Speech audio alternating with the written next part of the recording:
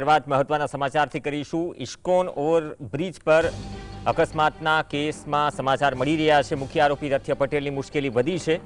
હાઈકોર્ટે સાપરાધ મનુષ્યવધની કલમ દૂર કરવાની તથ્ય પટેલની અરજી ફગાવી છે। સાપરાધ મનુષ્યવધની કલમ હેઠળ તથ્ય પટેલને 10 વર્ષની સજા થઈ શકે છે। હાઈકોર્ટે તથ્યના પિતા પ્રજ્ઞેશ પટેલની સાપરાધ મનુષ્યવધની કલમ દૂર કરવાની અરજી મંજૂર રાખી, એટલે પિતા પ્રજ્ઞેશ પટેલની અરજી મંજૂર રાખી છે। વધુ અપડેટ સાથે ધવલ બારોટ જોડાશે। ધવલ, વધુ અપડેટ।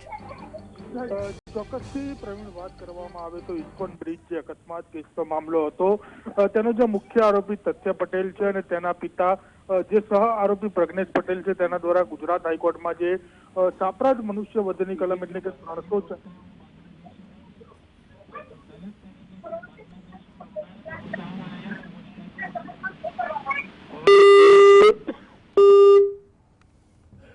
તો ટેકનિકલ ખામીસર ફોન ડિસ્કનેક્ટ થઈ ગયો છે, પરંતુ તથ્ય પટેલને રાહત નથી મળી। આ કેસ બહુ ચર્ચિત હતો, જેમાં એક કારથી અકસ્માત થયો હતો અને આ મામલે લાંબા સમયથી કાનૂની લડાઈ ચાલી રહી છે।